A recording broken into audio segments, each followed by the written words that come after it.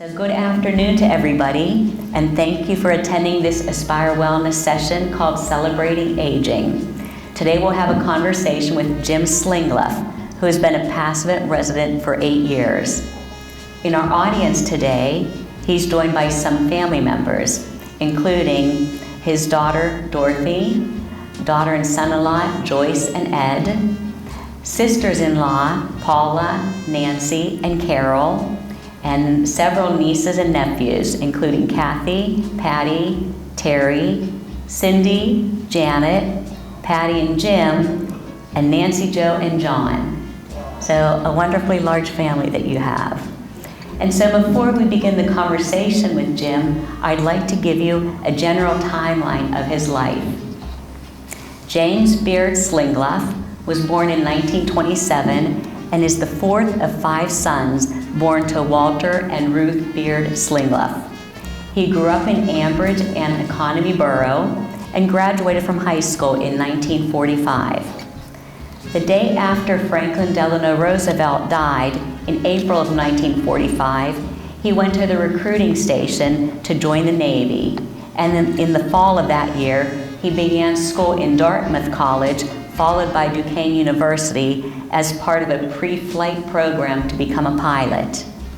In 1947, while in the pre-flight program, he was honorably discharged and continued his education on the GI Bill at Pitt. During this period, he met his future wife, Jean Bodenecker. In 1949, immediately after his graduation, his father drove him to the train station in Pittsburgh, and he traveled to Philadelphia to enter the seminary. After his first year of seminary, Jim married his wonderful wife, Jean, and then 2 years later, he graduated and began his work as a pastor, which he has continued in a part-time or full-time capacity his entire life. At that time, he was called to pastor a small village near Punxsutawney.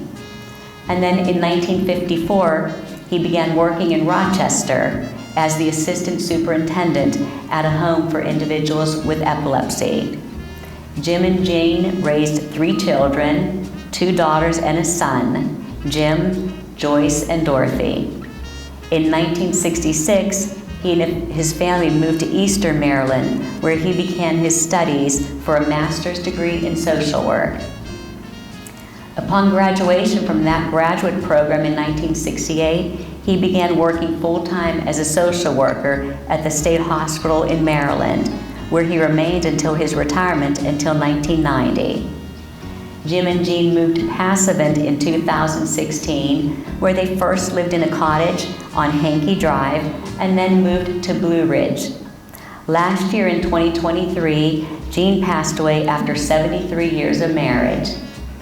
Throughout his time here at Passavant, he's been active and involved in a variety of ways, including serving 2 terms as president of our Residents Association, participating in exercising, serving as a greeter in the Abundant Life Center, and by working with Jean and their good friends, the Jamesons, on a project to make bed mats, which they donated to the VA for our homeless veterans. So now with that framework, let's begin our conversation with Jim. Hello. Good morning, or no, good afternoon, Jim. How are you today? How am I doing today? How are you doing today? Well, I just got the release from COVID on Tuesday, and somehow they left my voice behind me. So we'll work to make sure your voice stays as long as it can with us today. If somebody can't hear me, wave at me and I'll say it over again. Perfect. I'd like to start real simply. Can you tell us a little bit about your parents and what was life like when you were a little kid at home? A little about my parents, all right? I started by having 2 parents, both of whom were born and raised in Martinsburg, West Virginia. So I grew up a Pennsylvanian, but from West Virginia blood. I still remember all the words to the West Virginia hills that I grew up with.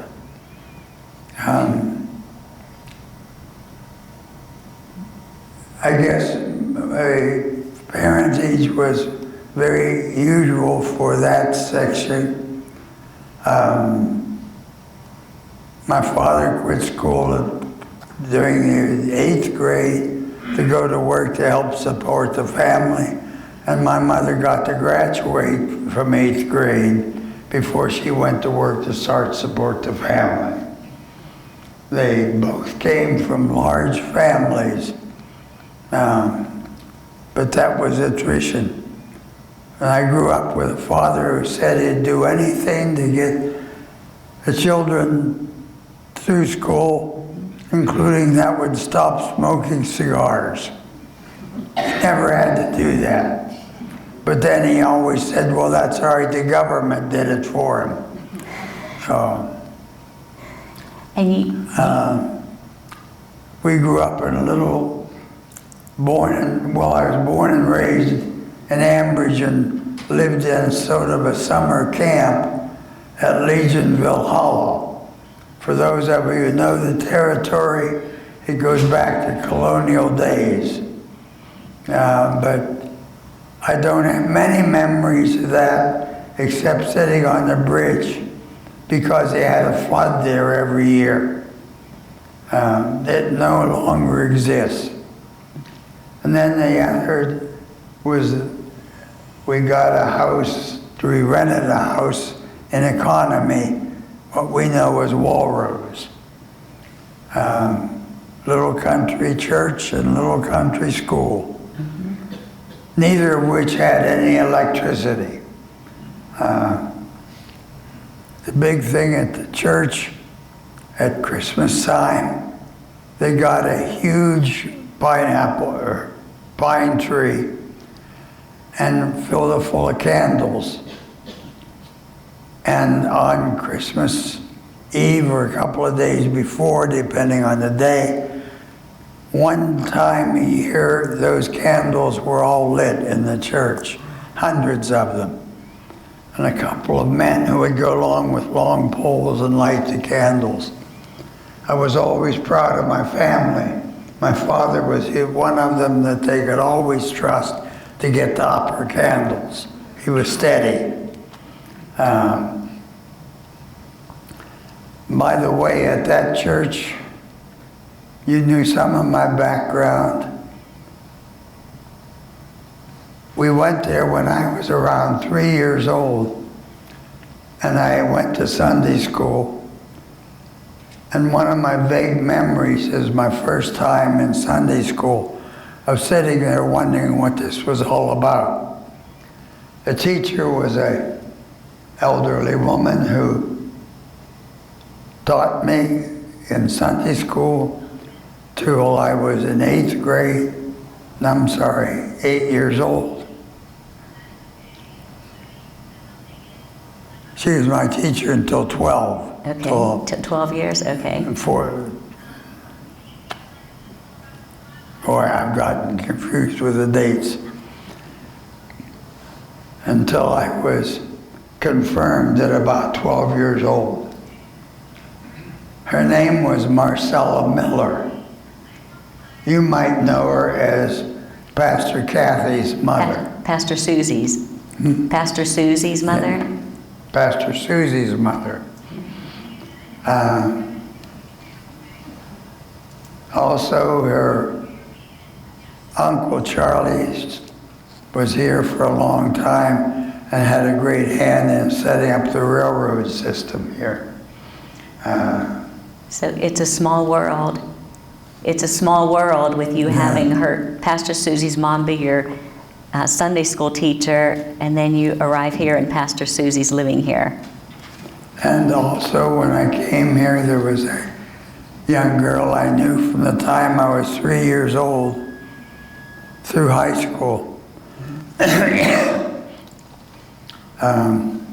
We used to write brotherly, sisterly letter back and forth when I first went in service. One time I got a letter saying she's going with a boyfriend and they're getting married, and she thinks he's a little bit jealous of her writing me the letter. So we agreed to quit. Well, I'm going to take you back now to schooling, because I know you said you really enjoyed school and had some great memories from your one-room schoolhouse. Can you tell us a little bit about any special stories from your one-room schoolhouse where you went to school? Oh. Yeah, it was a country one school that didn't have any electricity. Had a big pot-bellied stove that we gathered around in the wintertime. There was one bus that rode from the Pine Inn section over near Ambridge to bring students, but everybody else walked. We had 4 grades in one room, and I had a pet dog, Queenie. In those days, out in the country, from my home, you couldn't see another house, so dogs sort of roamed freely.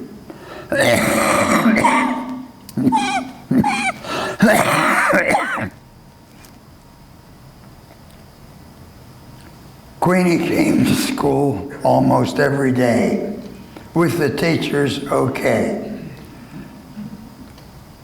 Queenie earned that okay by following me to school. Teacher said, Jim, take Queenie home. I'd take Queenie home and come back, and Queenie would follow me again. The teacher gave up. And we used to always, Queenie had a 4th grade education. And then she was expelled because they moved to school and built a new consolidated school, and there were maybe 100 students that couldn't appreciate Queenie chasing them and jumping on them joyously. Probably I have the only picture of my dog in one of the annual school pictures. 4th grade students around outside, and Queenie's laying at my feet. Yeah. So I have pride in getting my dog educated. Okay. Now, you were talking a little bit before, while we were doing the mic check, you talked about you went beyond 8th grade education, and it was not very common for especially the kids up in the outskirts of town, because it was hard to get into town, hard to get to school. Yeah. But you were one of the students that you said were able to get to school, and some of your neighbors. Tell us a little bit about getting to school and what high school was like for you. My dad was one of the people who drove into town for school. The sons and daughters of farmers stayed home. My father went to town every day and passed the high school. So we were the bus to get my grade school in. Marion and Chuck and a number of the other students.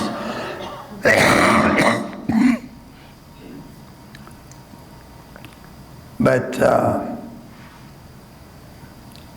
the students were unhappy. Well, some of them didn't care, but Marion never liked the idea of her clothes always smelling of cigar smoke when she went to school. Dad didn't have to be there until a week or so after we did. I'm sorry. Or a half hour. A half hour or so. So I was late more often than I was on time. But it was okay because we didn't bother with Dad with the delayed forms we had to fill out. We just filled it out and handed it in as a student. And the teachers didn't worry about why. Well, Marion and I and some of the others were always late. And then I know that you got to school that way. How did you get home from school? how did you get home from school since your dad wasn't driving home when you were getting out of school? I started hitchhiking in 9th grade. So at 13 on, I was a hitchhiker. And nobody ever worried about me. One time, Dad was supposed to pick Marion and I up after a dance. He forgot. So we started walking and hitchhiking about 8 miles. I never quite forgave him for getting that. But at the table, they sat down to eat, and somebody said, "Where's Jim?" And my father, horrified, said, "Standing on the road hitchhiking." He actually passed me up, but I saw him going. Because Dad said he pays attention to the driving, not to the people out there. Goodness. Now, when you were just a young teenager is when the attack on Pearl Harbor happened. Do you have any memories of that time period, World War II, the impact that it had on you and your family and neighbors? Well, I was about 13 when Pearl Harbor happened. In fact, for those who might remember, I was decorating the Robertson Clubhouse for a Christmas party, all by myself with the radio on. And I'll still remember that feeling I had of, oh God, we're at war.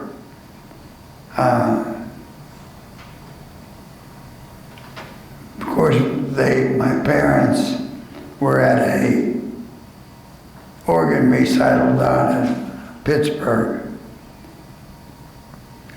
And it was announced there, the Pearl Harbor.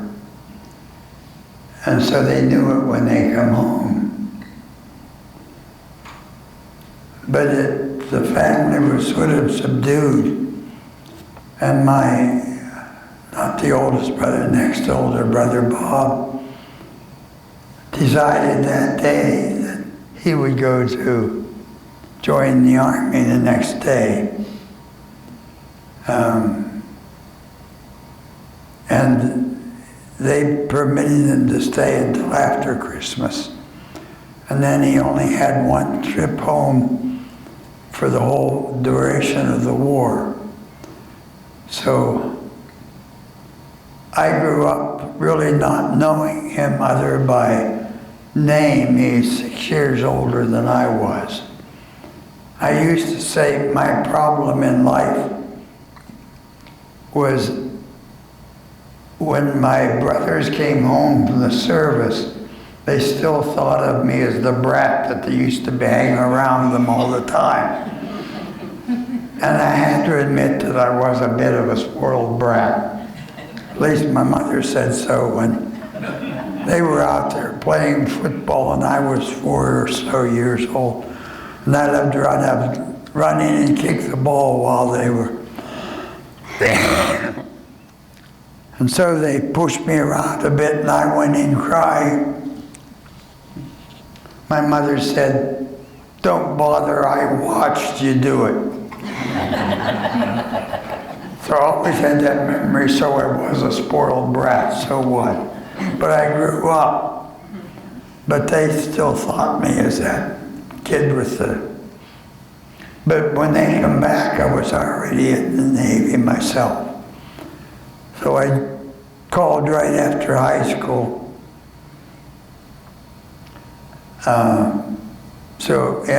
When the war ended in July, I was still in boot camp, and so I'm one of the youngest Navy Army military people that served in the war. I served it in boot camp. I feel a little uncomfortable when someone said, "Thank you for your service," when my intentions were good, but I was never really called on to do it. Well, speaking of the Navy, you said that you went to the recruiting station the day after FDR passed away. Was that especially motivating to you, Well, his passage? a couple of months after FDR, yes, a couple of months after President Roosevelt died. He died in, I think, April of 1945. Mm-hmm. Yes.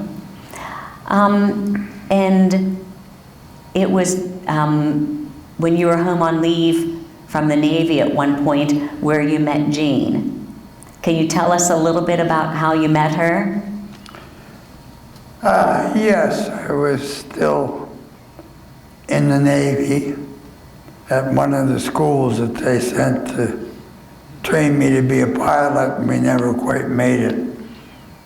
But I came home for a weekend, and I said to my gang buddies at Rehoboth Church, what are you doing? And they said, well, we're going to the square dance. My first thought was, I couldn't imagine having any fun at a square dance. And I went and had a great time. And that's where I met Jean.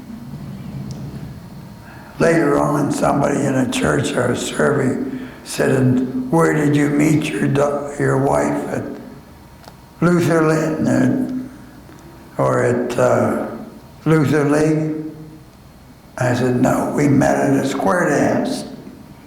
And they never quite, that was quite religious enough for me. Now, is it true that I know Jean has had a huge family, lots and lots and lots of sisters. Is it true that you somehow helped connect one of her sisters with her spouse? Well, Paula might not like to admit it, but I was the one that got her to meet her husband, Black. He came home for a weekend too. He was in the Navy.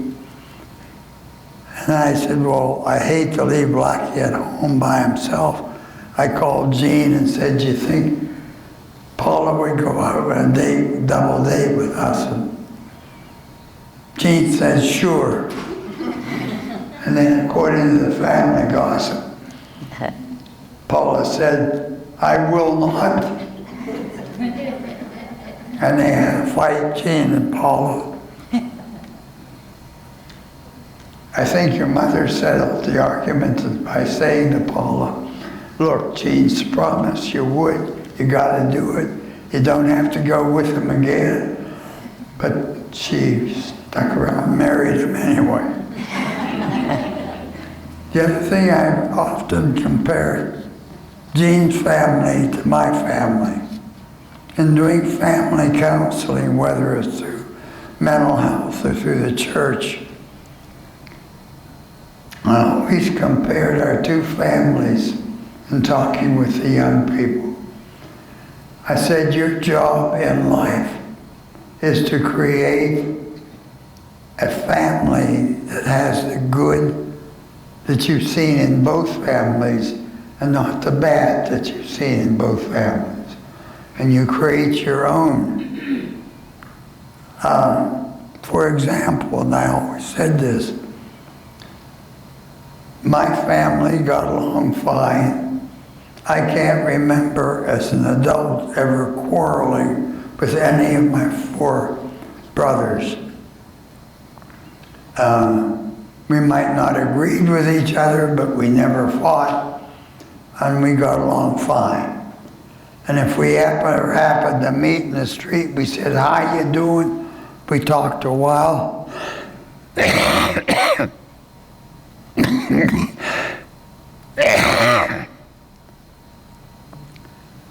And we got along fine until we happened to meet again sometime. Jean's family, as you'll notice from the fact that there's about 12 of them here, kept track of each other and were together. And they might have disagreed and quarreled at times.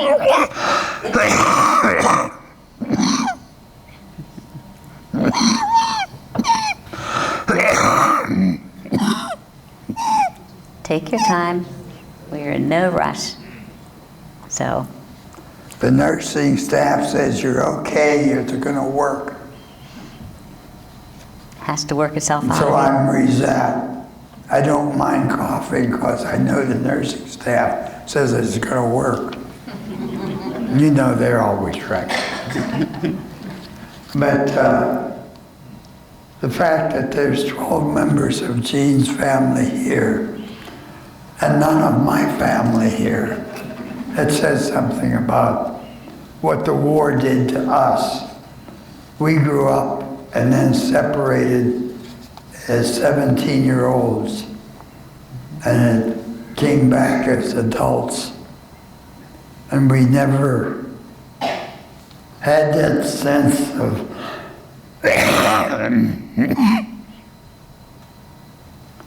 togetherness that brothers and sisters have. But that's something you captured from Jean's family. So the war really destroyed our family so far as togetherness is concerned. Yep. Well, I know that after you graduated from Pitt, you immediately went to the seminary. Yes. The same night. So your dad drove and dropped you off at the train station in Pittsburgh? Yes. And you headed to Philadelphia. And I know it was during those years when you were in the seminary also that you and Jean, you were still dating that first year. And that after your first year in the seminary is when the two of you got married. Can you talk a little bit about that time period? Well, Jean and I got engaged before I started seminary. And after the first year, we talked about getting married, but I went to there was a rule at the seminary that you could not marry without the president's permission. So that seminarians could not go off and get married if their seminary didn't give permission. How's that for control? But when I did it, the president of seminary said, well, do you have your military experience done? And I said, yes, I've served a couple of years. He says, okay. Is she pregnant? The answer was no. Although our son Jim had a sense of humor, and he grew up saved in the church through his friends at church, that his parents were married June the 21st and he was born December 21st.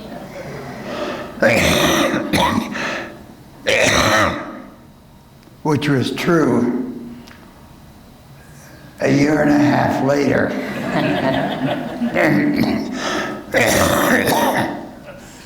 I had to explain that to many people, that he had a sense of humor. What influenced you to become a minister and to go into the ministry? What influenced you to go into the ministry? Did you know it from early on, or? Well, when did I decide on the ministry? Mm-hmm. Okay. When did you know that you wanted to go that route? When I was in the Navy, I kept thinking I want to get out to be a pastor or social worker. And my senior year at Pitt,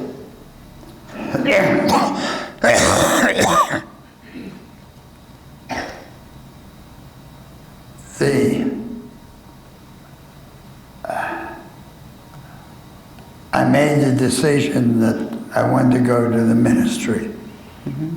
And the student pastor there gave me guidance and helped me. We had one other student in our senior year at Pitt that wanted to go into the Lutheran ministry. And he guided both of us. He told me that I needed to go to Philadelphia because it was the tightest doctrinal Lutheran church we had, and he wasn't even sure I was a Lutheran.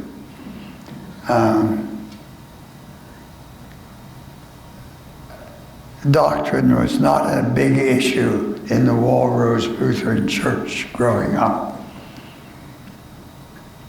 He told the other student he ought to go to Gettysburg because he needs to loosen up. He's not even sure Martin Luther would get into his church. It was so rigid. We both did what we were told, and it worked out fine for both of us. Sometimes, even when you're graduating from college, you don't have good common sense. Well, you graduated from Pitt, and then you were always interested in pastoring in a country church. Yes. Why was that? Well, I grew up in the country. Walrose Church is one of that little brick church that I'm talking about.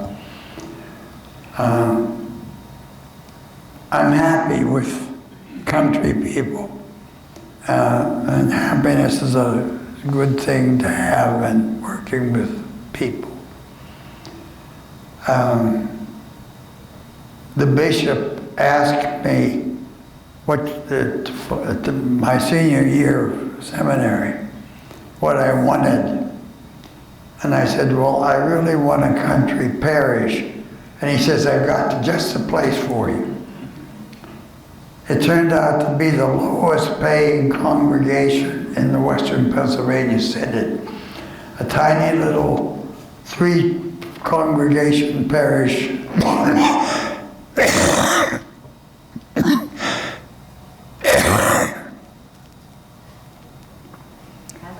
But Would you like a drink, Jim? There we go. Jim's got a lot of story to tell still, so we're going to keep his voice going as long as we can. But we have plenty of time, but when you say okay, you're done.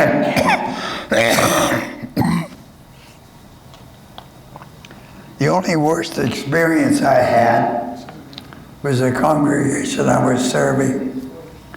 And Jean went up here to visit her family on a weekend, and I was alone for a weekend.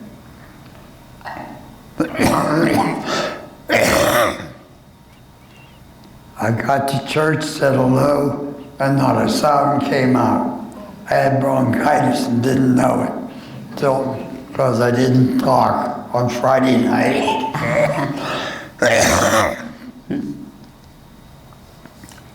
This will be back in a moment. Okay. We will, if you need a little bit of a break for your voice, I can see if we want to have one of your daughters, you want to keep going? I'll be okay, I think. Very good. Very, very good. There. One of the benefits of old age, I've forgotten where I was, but that's all right. You've forgotten where I was too, right? We were just talking about your country church. Oh, and yes. you being in the lowest paid, getting into the lowest paid church in Western Pennsylvania. And what he sent me to was the lowest paying congregation in the Synod. It was $2,700 a year then. But we were very happy among them. Mm-hmm. Then the Pasman Homes down in Rochester, Pennsylvania, a home for epileptics. I had worked a summer there while there was no seminary one time. And the superintendent, I think, liked me because I did what I was told. Mm-hmm. And I didn't mind hoeing the beans and picking the cherries, and doing the other jobs, what's the other tasks that may be assigned.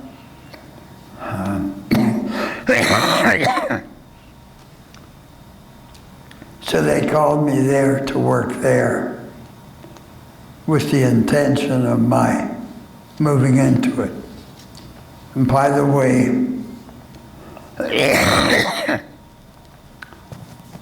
many of you knew the daughters of Dr. Federley, who came here in their later years. One was Martha, I believe, that played the piano over in New Haven. Okay. So I found myself closely related to a couple other people now in my later life. Mm-hmm. Now I know that... But we came to a happy decision that I made a good chaplain, but not a good superintendent. I had a hard time caring about how many rolls of toilet paper we're going to need being ordered next year. All the things that have to be done. As it was then, that was the superintendent's job. Well, that led you then... So I went back into the active ministry. Mm-hmm. And it was there I made the decision that this other half of my life needed something too. And in Pittsburgh it was the Lutheran, oh boy, the Lutheran Charity. I've forgotten the title in one. But I volunteered some work there while I was at Pitt. Mm-hmm. And they were interested in me coming there. But they wanted me to have a master's degree to do it. And I wanted to also because I had a vision of getting calls into the mountain congregations of West Virginia and Maryland and offering the guidance of the mental health system too. Mm-hmm.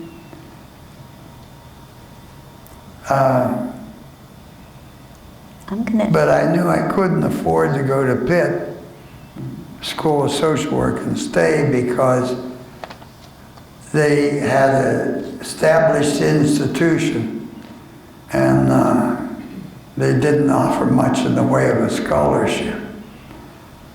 I called the head of social work in mental health in Maryland to describe my problem, and I said, I need guidance. Do you have anything? Do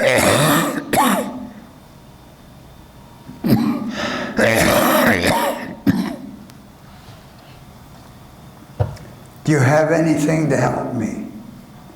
And the lady said, well, I don't know. What are you used to? And I said, well, I'm in a parish up in the hills of Pennsylvania where there's more deer than inhabitants. 150 miles from Pittsburgh, 150 miles from Butler, New York, and 150 miles from Erie. She says, I've got just a place for you.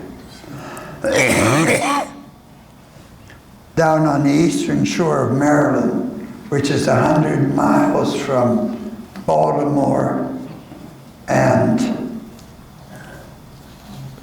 in the whole county I was in 20 foot above sea level. From the mountains to the sea level, we moved. I told Gene it'll only take about 4 years.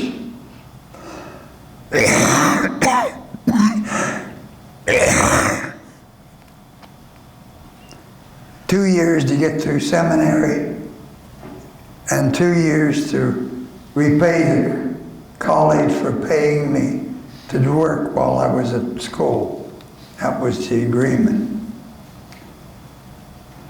And 11 years later, I thought I'd better keep my word. But it was a very, very productive years. Now, Jim, I know that the work that you did at the State Hospital in Maryland was exceptionally important to you. Focus and much of your work dealing with individuals with alcoholism. You also had experiences with trying to bridge kind of race, the communication between the races.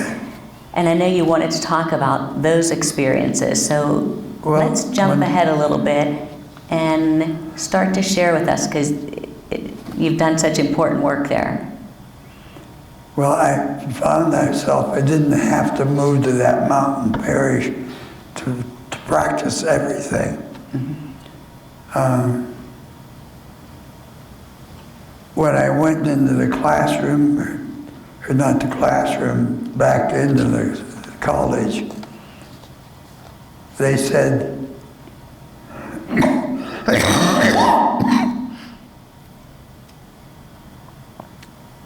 okay, Jim, this first year you're going to work on the alcoholism ward. And I said to the lady in charge, I didn't move my family 300 miles from the mountains down here to work with drunks. She says, that's too bad, that's where you're going to work. All the sympathy of a social worker,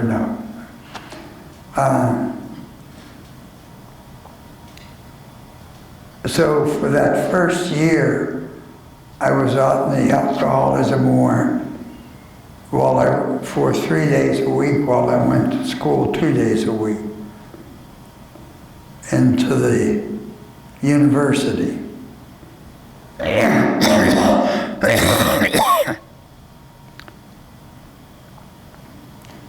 I once said to one of my instructors in counseling, you haven't touched anything about working with alcoholics. And she says, I don't know anything about working with alcoholics.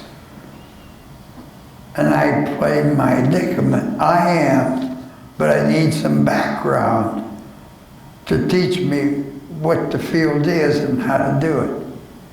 And he said, well, you've been there for over half a year. You give a lecture to the rest of the class, because otherwise you're going to grow as stupid as you are now.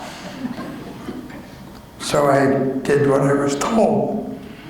I began looking on my own into a lot of the issues of alcoholism in the family.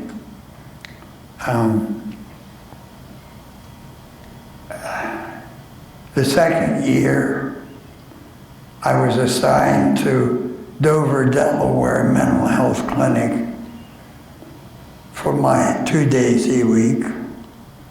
And almost all of the clients were servicemen from the Dover Air Force Base.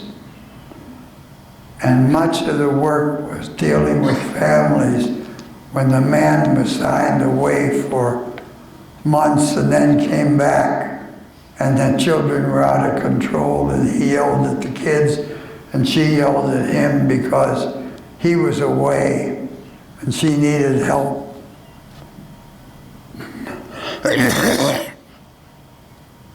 And I learned to work with families where people loved each other, but everybody was mad at each other.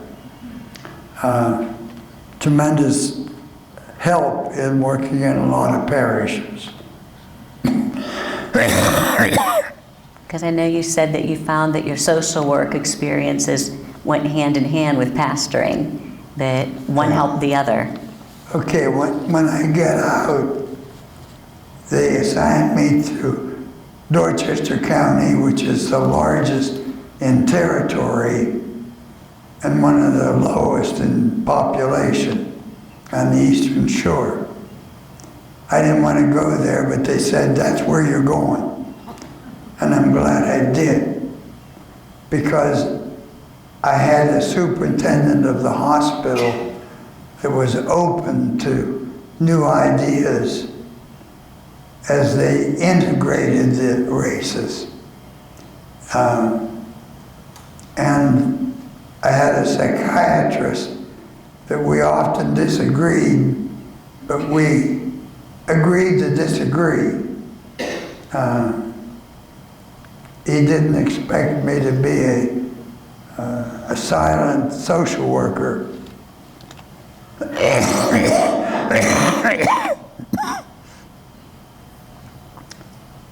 But gave me full reign. And my direct supervisor in social work used to say, Jim, I no longer expect you to tell me what you're going to do, but for heaven's sakes, tell me what you're going to do. Or tell me what you're doing, rather. They gave me freedom to experiment and to learn and to grow in the field.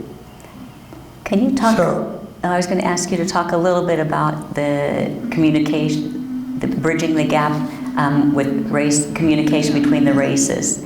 All right, one of the things I would do was the high school that my children was in was going through their first real years of integration.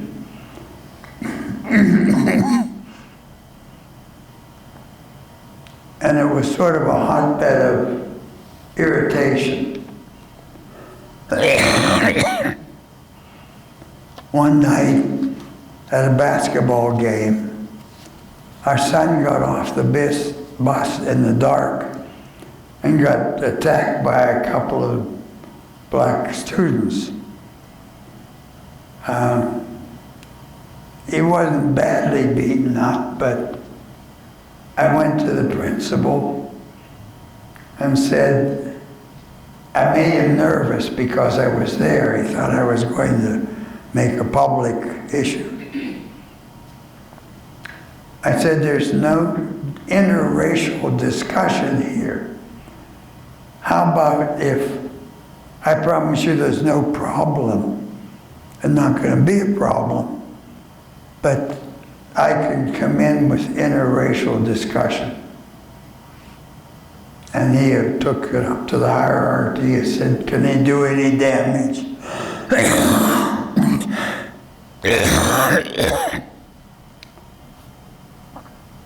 And they said I could do it. That was one of the pictures that was up there. In a sense, I was angry, dealing with about 20 angry young black men who saw all the prejudices going on around them. And they dumped all that anger onto me. And we got along fine. I said, you can say what you want to, but no fair hitting a teacher. And they said, okay. A couple of times the principal was stopping to lecture them because I hear them shouting out in the hallway. And I said, don't do that again, because that's one of the things I'm teaching. But I'm not going to teach them by saying don't shout. What I did was get the assignments like,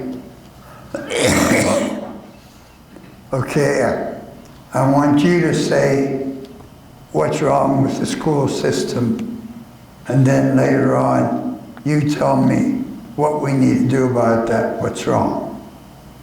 So they would give the lecture and say what they thought. And then I'd track them a little bit and I'd say, what did he just say? And the other students say, I don't know what he said, I wasn't listening. I was busy arguing. And we got across the point that if you want to change people, you've got to listen to people first. And the answer was, well, we spent 150 years listening to you, Now it's your turn to listen up. We had to go and tell a good relationship. It wound up, they wrote a letter to the superintendent of the county.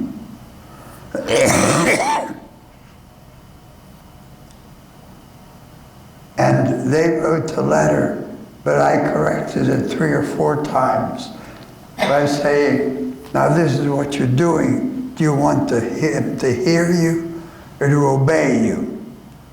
Now how are you going to practice? So we went through how you change life.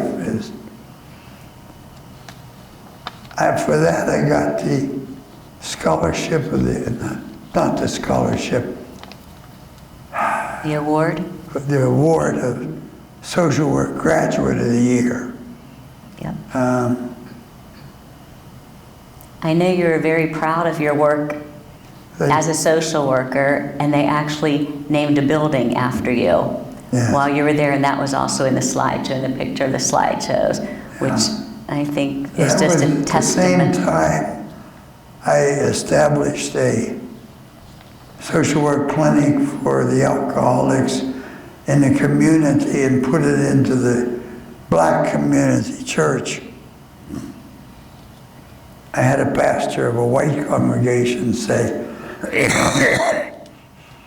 well, you know you won't get any of my people to come. And I said, if I put it in your church, would the black people come? And he says, yes. I says, well, this is about face. And we had as many white people going to it as we did black.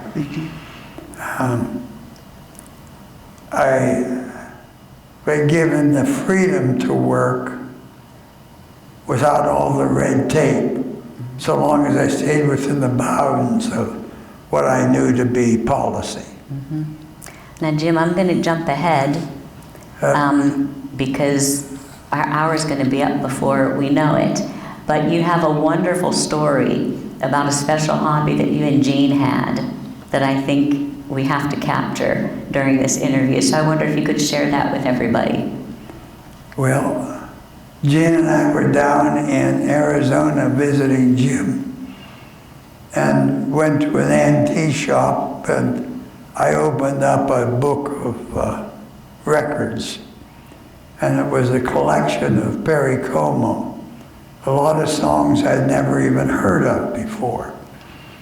And Perry Como became popular when I was in high school. So I knew him pretty well, I mean, the music. So I said to Jean, this would make a good hobby. Let's try to collect everything he ever recorded.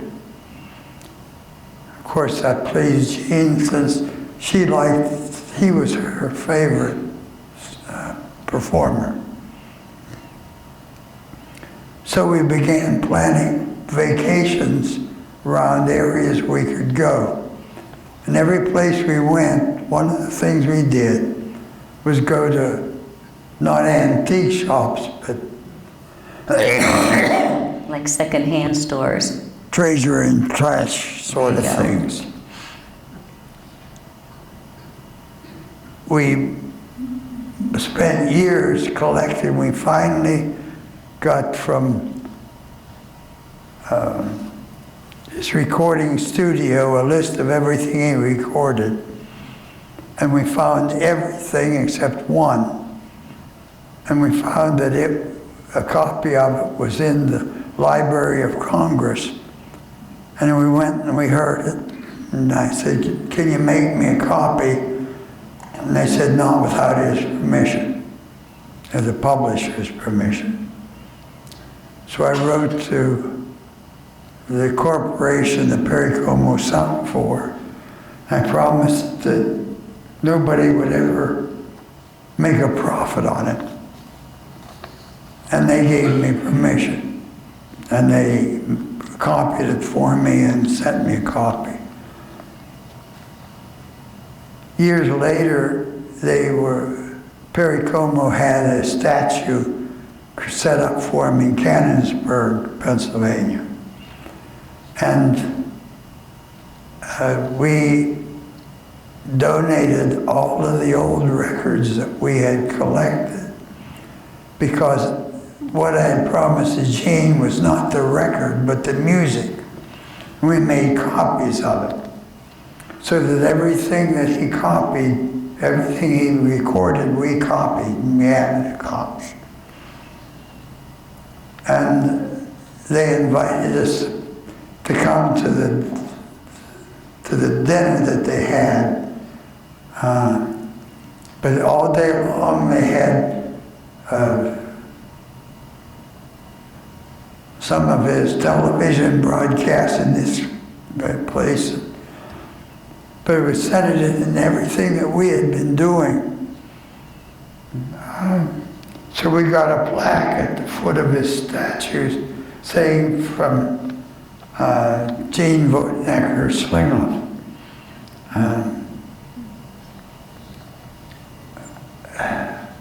We put it that way because if we didn't say Gene Votenecker, Slingluff, nobody would know who it was. And if I didn't say Slingluff, nobody would know who I now was. So at the dinner, we got a special recognition. And where is the collection now? Where is the collection? Where is your collection now? Somewhere in the depths of the city of Canonsburg. They were going to put it in a museum, but they never got around to it. So far as I know, they still collect it. Oh, the question you asked.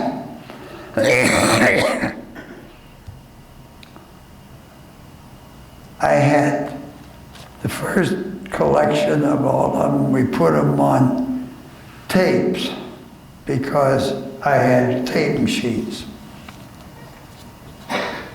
And then I was told, but tapes get old and they break, and you can't keep it that way, so I sent them away to somebody that will put them on CDs. And of course, you just look at one CD and it's going to be scratched. So I have a number of them with damage. But we moved here and I didn't have room for all of that. And our beloved children really don't think that much of Perry Como. And my grandchildren would say, Perry who? You know. So they had no future in the family. And we didn't know what to do with it. So I think it was Joyce that made the suggestion. How about offering to give them to the Como family? Because Perry had children who had grandchildren who had children who, surely there aren't enough of records in the family for all those families. So I wrote a letter to Perry Como's sister saying it's a collection that we built that we didn't want to see broken up. But do you think the Como family would be interested in? This is a gift. There's no gimmickry. I'm not trying to sell you something. And they wrote back and said, oh yes, we would be very happy. And Gene and I bundled it all up, and Joyce again sent it, mailed it. $84 worth of records. But it's in their Como family, however they want to take care of it. That's wonderful. But Gene had typed up a list of every record or every song with where they went alphabetically so you could find it again. And according to time, by order of when he taped them. When we got all of the records, then we found out that they're now producing and selling copies of his television shows, and then some of the old radio shows that Perry Como sang with. So we had records on tape and from radios, everything we could ever find that he sung, and with thousands of songs we wound up with. What a special, special hobby. Yeah. And I'm sure it brought lots of fun times together as you were seeking out everything. It's hard to believe, Jim, but our time is up. Do you want to answer one final question? It's a simple one. What kind of advice would you give to young people nowadays? What kind of love? Advice. Advice. Oh. Any advice that you would have for young people? Any young people in here?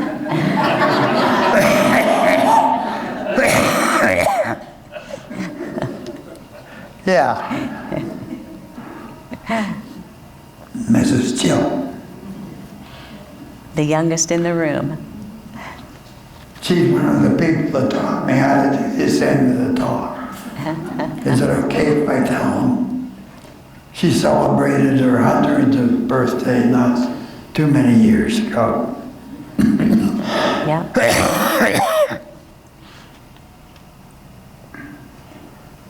I think what I try to say to young couples when I was counseling in marriage is in order to stay together, you have to have a sense of forgiveness. It's impossible to live with somebody day in and day out, year in and year out, and not step on their toes at times. Sometimes because you're careless, don't care. Sometimes because you're just angry. Sometimes because you're not very nice. But one of the things that Jesus taught us was, forgive us our trespasses as we forgive others. And if you don't forgive others, how can you expect to know how to forgive? The other part of it is, along with the forgiveness, is a sense of humor and the ability to laugh at your mistakes that you make with each other, eventually.